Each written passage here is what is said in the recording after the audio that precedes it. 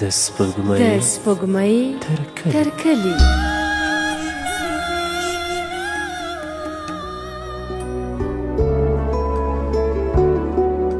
سلامونه. د سپوږمۍ تر کلي د خپرونې درنو مینوالو ستړي مشئ. تېره شپه مو د وړانګې ناول 15مه برخه واورېده. دا د نن شپه مو د دې ناول 14مې او یا هم وروستۍ برخې ته هرکلی کوو. په تېره برخه کې مو واورېدل چې د زرغون د واده خبرې پای ته رسیږي او واده یې جوړیږي. را روانه نه بله اونۍ واده وي. د واده دپاره د کارډونو چاپول او د خلکو خبرول د زرغون پر غاړه وي.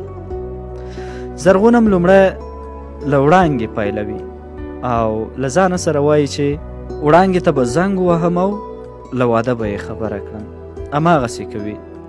تر دې ځایه را رسېدلي وو چې ټلیفون کې یې ژر ژر د وړانګې شمېره راواړوله. بیا یې ټلیفون غوږ ته ونیو. هلو غږ یې واورېد. پوه شو چې وړانګه نه ده. نو پوښتنه یې ځینې وکړه. څوک خبرې کوئ؟ دا چې تر دې وروسته څه پیښیږي په دې برخه کې سره اورو. زه ښکلا خبرې کوم. تاسې څوک یئ؟ زه د کاکا یم. کاکا؟ اوهو، کوم کاکا؟ زرغون. زرغون کاکا سلام. وعلیکم ښکلا جانې، څنګه یې؟ ښه یم. ښوونځي ته ځې؟ اوهو ځم. چا خور سره مې خبرې کوې؟ اوهو. ښه، نو زه به ورته نارې کړم. خور دې چیرې؟ هغه بله کوټه کې ده. بیا نو ورنارې کړه. د ښکلا غږ ورک شو. زرغون له ټلیفون هماغسې غوږ ته نیولی وه. لږ شېبه وروسته زرغون د څوک خبرې کوئ غږ واورېد. زرغون وویل ته څه فکر کوې چې څوک به وي؟ زرغونه ته یې؟ اوهو زه یم. سلام علیکم. زرغون وویل وعلیکم سلام. خو د سیند بیخ او بوټی دې وویست. وړانګې په خندا وویل ولې؟ زرغون وویل خو دومره زور دې پرې راوړ چې د خوارکي پښتۍ دې ورماتې کړې. وړانګې بیا په خندا وویل سیند پښتۍ نه لري او نه ستا په څېر نازک دی چې دومره ژر مات شي. زرغون زما په څېر؟ وړانګې په خندا وویل هو، څنګه یې؟ زرغون د ښه او بد تر منځ. او ته؟ زه څه ووایم؟ چې څنګه یې هماغسې ووایم. که رښتیا ووایم هېڅ نه پوهېږم چې زه څنګه یم. ولې؟ د ولې ځواب را سره نشته. څنګه؟ د څنګه ځواب هم نه لرم. ښه، ډاکټر صاحب څنګه دی؟ ښه ده. زرغون بیا وویل او ښکلا خو هم ښه ده؟ وړانګې ته څه پوهېږې؟ زرغون ما هم دا اوس ورسره خبرې وکړې. وړانګه نو له خبرو خو د چا ښه والی نه معلومیږي. زرغون ولې؟ وړانګې د مخه مې درته وویل چې د ولې ځواب نه لرم. زرغون ښه نو ښه والی له څه شي معلومیږي؟ وړانګه د خبرو له انداز څخه. زرغون هغه څنګه؟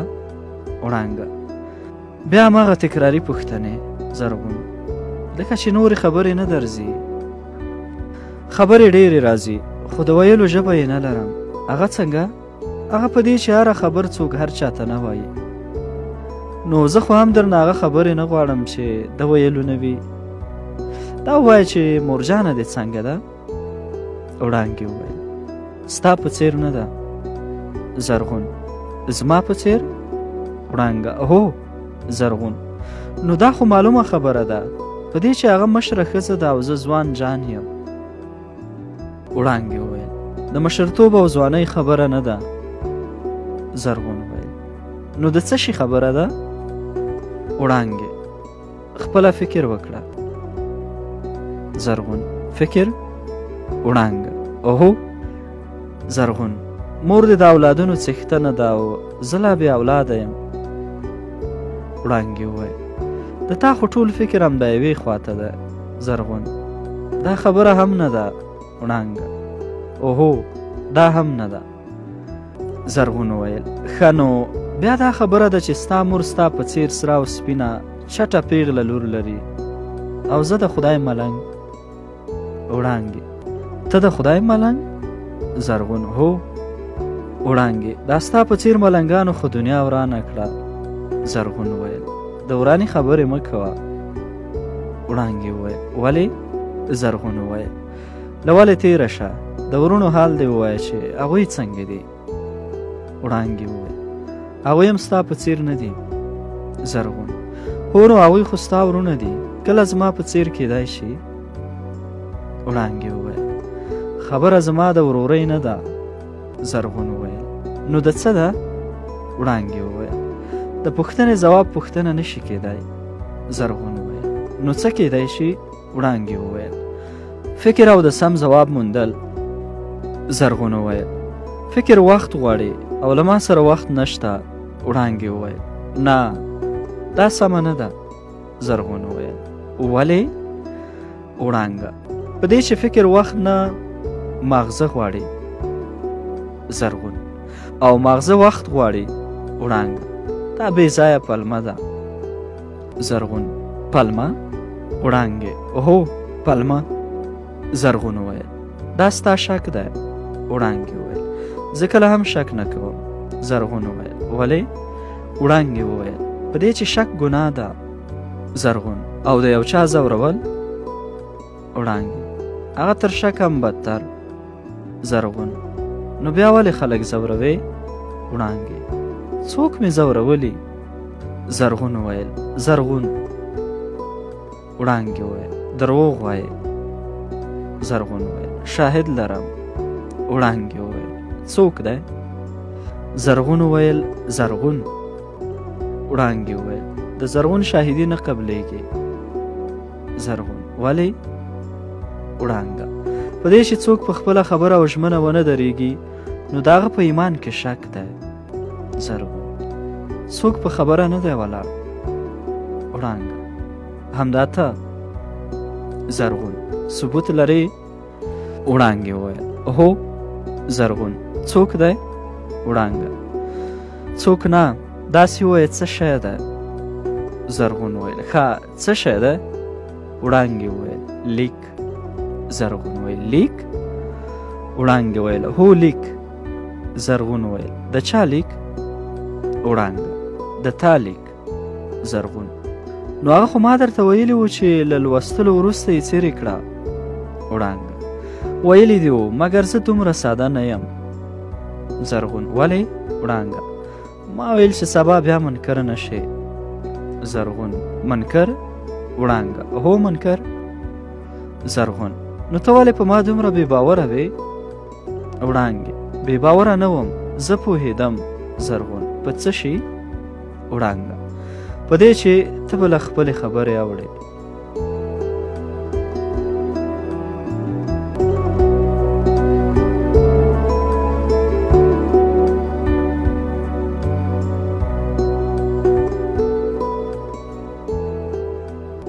له دې سره زرغون غلی شو. خپل لیک ورپه زړه شو چې وړانګې ته یې لیکلي وه. رښتیا هم په هغه لیک کې زرغون وړانګې ته لیکلي وه چې یوازې هو راسره وکړه، نوره چې کله ستا خوښه وه نو واده به بیا همغه وخت وکړو. وړانګې وویل: ولې غلی شو؟ زرغون وویل: غلی نه یم، فکر مې کوه. وړانګې وویل: تا خو ویل د فکر کولو لپاره وخت نه لرې. زرغون: نه خو. وړانګې وویل: نه خو څه معنا؟ زرغون: وبښئ چې ستاسو وخت مې ونیو. وړانګې وویل: د وخت خبره نه ده، داسې ووایه چې بې ځوابه شوې. زرغون وویل: بې ځوابه؟ وړانګې وویل: هو، بې ځوابه. زرغون وویل: نو خیر ده، دا خو څه د کانکور ازموینه نه ده؟ وړانګه: د کانکور تر ازموینې هم مهمه ده، خو که ته پرې پوه شې. زرغون: د کانکور تر ازموینې په څه مهمه ده؟ وړانګه: مهمه په دې ده چې دا د ژوند مسله ده، او هغه هم د دوو کسانو د ژوند. زرغون: خبرې دې ډېرې پیچلې دي. وړانګه: پیچلې نه دي، تا ځان ته پیچلې کړي. زرغون: ما؟ وړانګه: هو، تا. زرغون: ولې زه خو څه لیونی نه یم چې په لوی لاس ځان ته شیان پیچلي کوم. وړانګه: که لیونی نه یې نو ډېر په څه دم نه راته ښکارې. زرغون: درته ښکارم خو ځکه نه چې زه په خونه کې یم. وړانګه: په خونه کې څه چې په ځمکه ننوځې نو هم لیدلی دې شم. زرغون: خدای ناخواسته خو ووایه. وړانګې وویل: ولې؟ زرغون وویل: ځواني مې ده. وړانګې وویل: نو زما پرې څه؟ زرغون: که ته نه یې نو ستا په څېر یوه بله خو به پرې ودردېږي. وړانګې وویل: خدای دې همدا اوس ودردوي، له ما خو بله ښه ځوانه نه ده. زرغون وویل: رښتیا هم چې تر تا ښه ځوانه نه ده. وړانګې وویل: غږېږه، نوم مې مه اخله. زرغون وویل: ولې؟ وړانګې وویل: پښتانه زلمي د پردیو تورسرو نومونه نه اخلي. زرغون وویل: زه خو زلمی نه یم. وړانګې وویل: نو څه ماشوم یې؟ زرغون: نه زلمکی یم. وړانګې: چې هر څه یې به ځان ته یې. زرغون: ځان ته نه یم. وړانګه: نو چاته یې؟ زرغون: یو چاته به یم. نو ښه پوهېږې چې څنګه مې زنګ درته وهلی و؟ وړانګې وویل: هو. ښه نو څنګه مې وهلی و؟ وړانګه: له بېکارۍ. زرغون: نه له بېکارۍ نه ده. وړانګه: ما ته مهمه نه ده. زرغون: خو ما ته مهمه ده. وړانګه: ویدې؟ زرغون: خو چې وي نو بیا خو مې د خپلې خبرې کولو ته پرېږده. وړانګه: کوئ؟ ما دې په خوله لاس نه دی ایښی. زرغون: نه خو ټوکې بس کړه. وړانګه: ټوکې؟ زرغون په خندا وویل: هو ټوکې. وړانګه: ټوکې مه ګڼه. زرغون: نو څه یې وګڼم؟ وړانګه: دا پوښتنه له ځانه وکړه، فکر پرې وکړه. زرغون: ښه سمه ده، خو اوس اجازه راکوې؟ وړانګه: دا ښوونځی نه ده چې اجازه اخلي. زرغون: که ښوونځی نه ده نو له یوې ښوونکي سره خو د خبرو پر مهال اړینه ده چې اجازه واخیستل شي. وړانګې وویل: چاپلوسۍ ته اړتیا نشته، خبره دې کوه. زرغون: څه شی؟ وړانګې: هېڅ ما ویل، خبره دې کوه. زرغون: خبره دا ده چې را روانې نه بلې جمعې ته به له خپلې ټولې درنۍ کورنۍ سره د زرغون په کور کې. وړانګه: په کومه خوښۍ کې؟ زرغون: د واده په خوښۍ کې. وړانګه: د چا د واده؟ زرغون وویل: د زرغون د واده. وړانګې وویل: موږ پردیو ودونو ته بیکاره نه یو. زرغون وویل: پردی نه ده. وړانګې وویل: نو د پلار مې ده؟ زرغون وویل: نه د پلار دې هم نه دی. وړانګې: نو د چا ده؟ زرغون: د خواخوږي دی. وړانګه: د خواخوږي؟ زرغون: هو. وړانګه: خواخوږي تشې د خولې خبرې نه دي. زرغون: ګوره هیله کوم، نورې مې نو ټلیفون کې پیسې ختمیږي، زما خبره په کلکه واوره، نورو ته یې ورسوه او تیاره اوسه. وړانګه: چې دومره زارۍ کوې نو نورو ته به یې ورسوم، خو ژمنه نشم کولی. زرغون وویل: هیله کوم. وړانګې وویل: ګورو به. زرغون وویل: ګورو به نه، ووایه سمه ده. وړانګه: په خوله نه راځي. زرغون وویل: زیل مه کوه. وړانګې وویل: زیل خبره نه ده. زرغون وویل: په ټینګار سره وایم او یو ځل بیا هم هیله کوم، نوره دې په خدای سپارم. زرغون تر دې اوږدو خبرو وروسته ټلیفون کېښود او په کټ کې وګوت وغځېد. څو شېبې همداسې په فکر کې وه، ذهن یې سخت ستړی وه. داسې تا به ویل چې پوره 1 ساعت یې نندرې وهلې. وروسته یې چې فکر کاوه نو له ځان سره یې ویل: د بلا لور ته ده، د سلمان تربیاتي هم ژبه تیره ده، ته به وایې چې منطق یې لوسته. څومره پخې خبرې یې کولې او د هرې خبرې ځواب یې د ژبې په سر وه. دا خو سمه بلا وه. بلا دا هغه بله وه چې نیمه له ځمکې لاندې وه او نیمه باندې. په لومړۍ ورځ خو تیار مړی به، له خولې یې سوڼ نه بود. په هغه ورځ خو مې زړه ورته بدېده، بېچارګۍ بې خولې او بې ژبې راته ښکارېده. مګر زه اوس پوه شوم چې له دې سره څه وړ خوله او ژبه ده. زرغون چې تر څو خپل کارونه سره راټولول نو جمعه وتلې وه. په دوشنبه یې غورځنګ ته ور یاده کړه چې کارونه یې ټول بشپړه کړي او د واده رخصت اخلي. غورځنګ ورته ویل ګوره زرغونه، څو ځله مې مخکې هم درته ویلي چې د رخصتۍ خبره ونه یوازې ما خبروه، نوره اجازې ته اړتیا نشته. ته بیا همدغه د اجازې خبره ولې کوې؟ زرغونه وخندل. تاسو خو مهربانه خلک یاستئ. غورځنګ وویل مهربانه پرېږده، دا ووایه چې زه څه کولی شم، پیسې، منډه ترړه یا بل څه خدمت. زرغون وویل کور دې ودان، ستا راتګ هر څه دی. غورځنګ په درتګ خو به له هغې هم درځو. هو که د خدای له لوري خیرتګي وه او کومه بده او بیکاره راپېښه نه شوه. زرغون وویل ځه خدای دې بده او بیکاره نه پیدا کوي. غورځنګ وویل امین. زرغون ښه نو سر له سبا ځم، هلته مې ځینې ګوډ او مات کارونه دي، بلنلیکونه مې هم نه دي ویشلي، د دفتر ملګري به ته در سره خبر کړی. سمه ده، بېغمه اوسه. زرغون کمپیوټر ته کېناست. د کومو ملګرو برېښنالیکونه چې ورسره وو ټولو ته یې د برېښنالیک له لارې د واده بلنه ولېږله. بیا یې کمپیوټر بند کړ، پرده یې پرې هواره کړه او له دفتره لږ د وخته ووت. خونې ته چې لاړ نو ځینو ملګرو ته یې لیکلي ټلیفوني پیغام ولېږه او ځینو ته یې ټلیفون وکړ. ماسخوتن چې کېده نو ټول کارونه یې خلاص کړي وو. بکس او یوه بله غوټه یې هم د وړلو لپاره تیاره د کوټې په کونج کې کېښوده. بیا راغی، له ملګرو سره یې ډوډۍ او چای په ګډه وخوړل. له ټوکو او خبرو وروسته یې له ټولو مخه ښه واخیسته او په هر یوه یې بېلابېل د راتلو ټینګار او سپارښتنه وکړه. چې خونې ته لاړ نو له ویده کېدو د مخه یې ورور ته د ورتلو ټلیفون وکړ.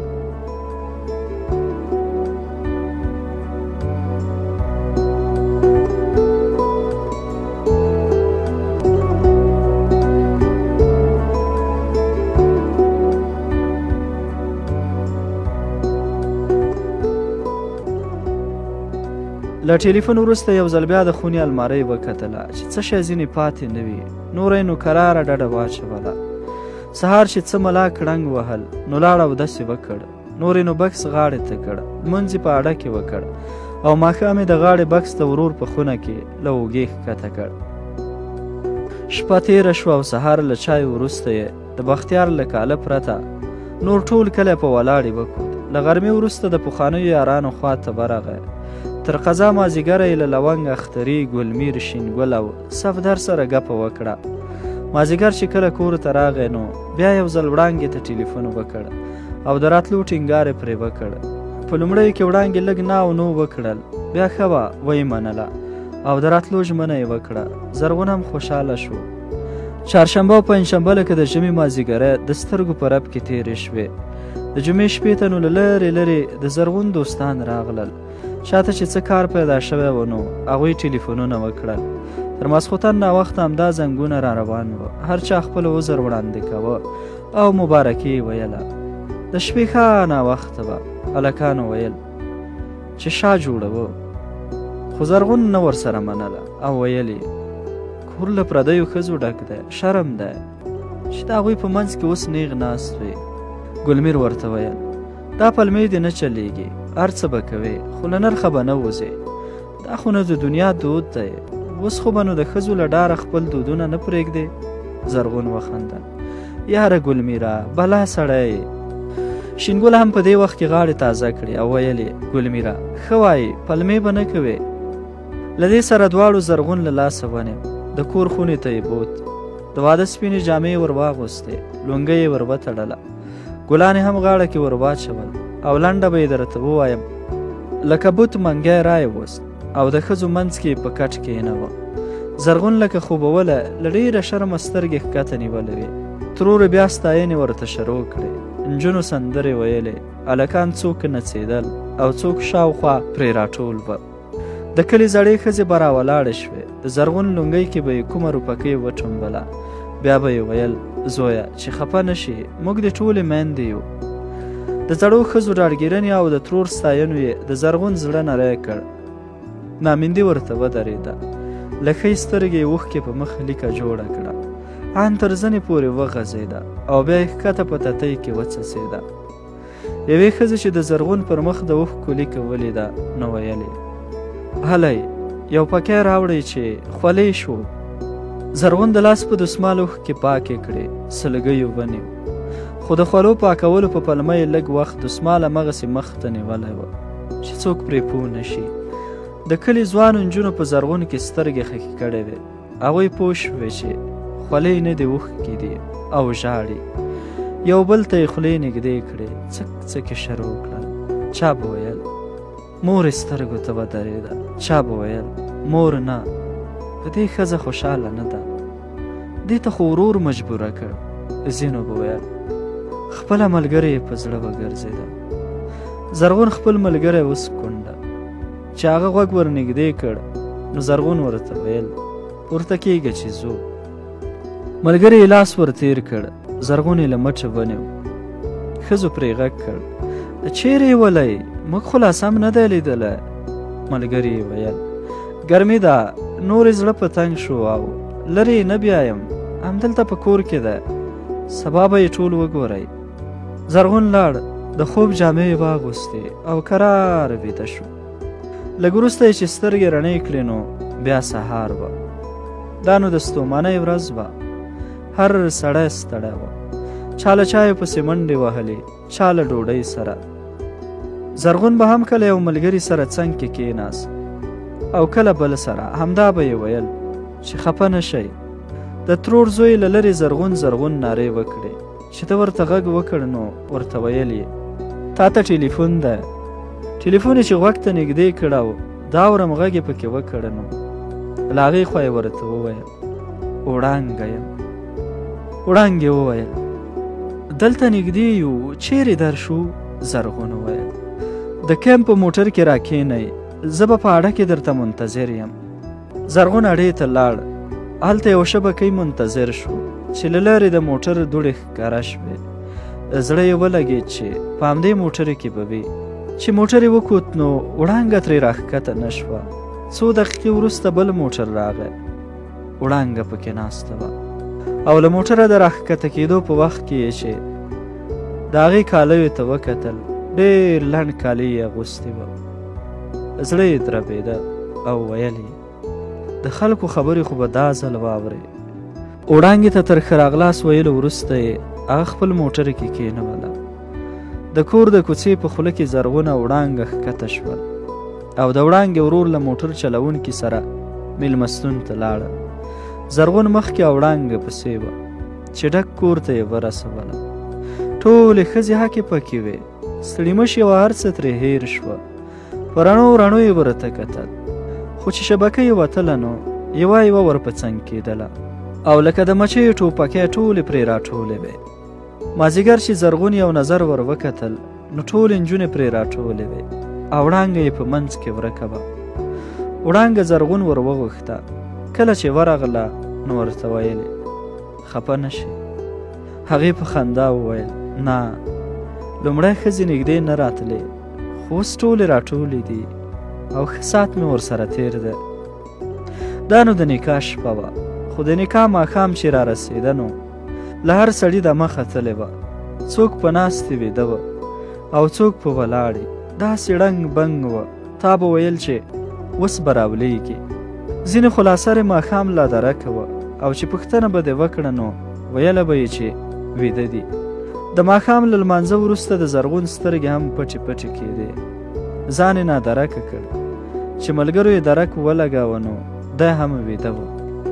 د نکاح په شپه نو ښځو ښه بې شرمي وکړه. شاهدان یې په وړو ولړل. چا به مرچ سترګو ته ور وشیندل، چا به لتې پسې تړلې. د چا چې کومه بې شرمي زده وه نو نه یې ترې درېغوله او ټولې نجونې به وړانګې لمسولې. یو او بل چل به یې ورښوده. ان یوه نجلۍ ته یې ویل ناوې پورته کړه، هغه به لاړه شي ویده به شي او پر ځای یې ته کښېنه.